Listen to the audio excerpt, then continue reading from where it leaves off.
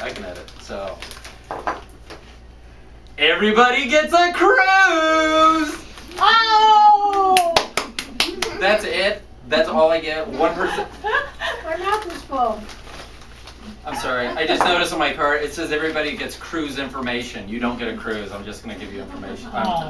My mistake. I'm sorry about that. My bad. I'm going to talk to you today about repositioning cruises. It's a type of cruise that a lot of people don't know about. They go by many different names, so I'm going to tell you what a repositioning cruise is. I'm going to tell you where they go, why they go there, and I'm going to tell you some of the pros and cons so that maybe if you want to plan on a cruise somewhere down the line, this will come into your head. So a repositioning cruise is actually a cruise that's known by many different names. I had to write them down because I wasn't familiar with a lot of them. One's called the Discovery Voyage. I don't know why it's called a Discovery Voyage. Same thing. Some call it a crossing voyage, an east-west bound cruise, or a trans-Pacific, transatlantic cruise. So what these cruises are basically doing is taking their ships and repositioning from one region of the world to another region of the world. So some of the regions that you may be familiar with, Alaska. The cruises that go to Alaska during the summer, they do not go to Alaska during the winter. What they do is they will move all the way to the Caribbean via the Panama Canal, and they'll do their cruises during the winter time out of the Caribbean. Other cruises that reposition, Florida will reposition to the Mediterranean Sea. One of my favorite shows to watch on one of the channels, I can't think of the channel right now, is Below Deck. It's about Mediterranean cruises and things like that. I love that part of the country.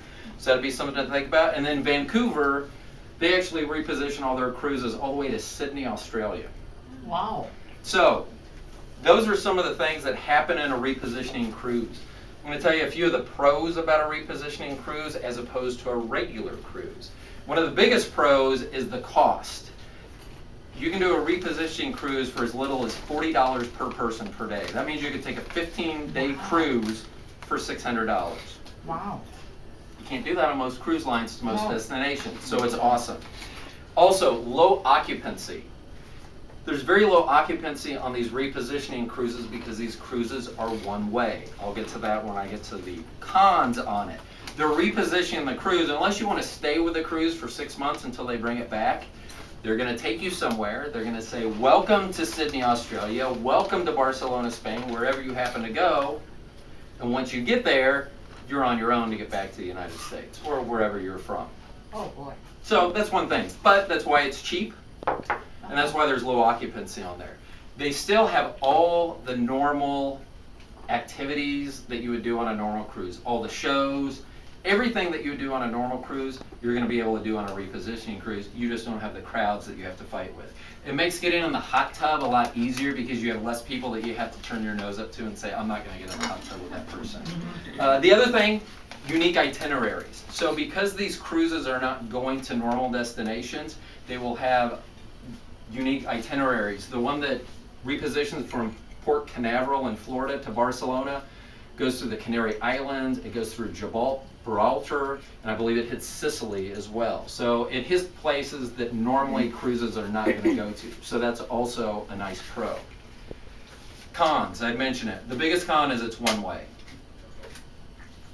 If you want to go somewhere and you want to travel to Barcelona, you can take a 15-day cruise to Barcelona, get there, tool around, and fly back from there. But that is a drawback. Another thing is time consuming.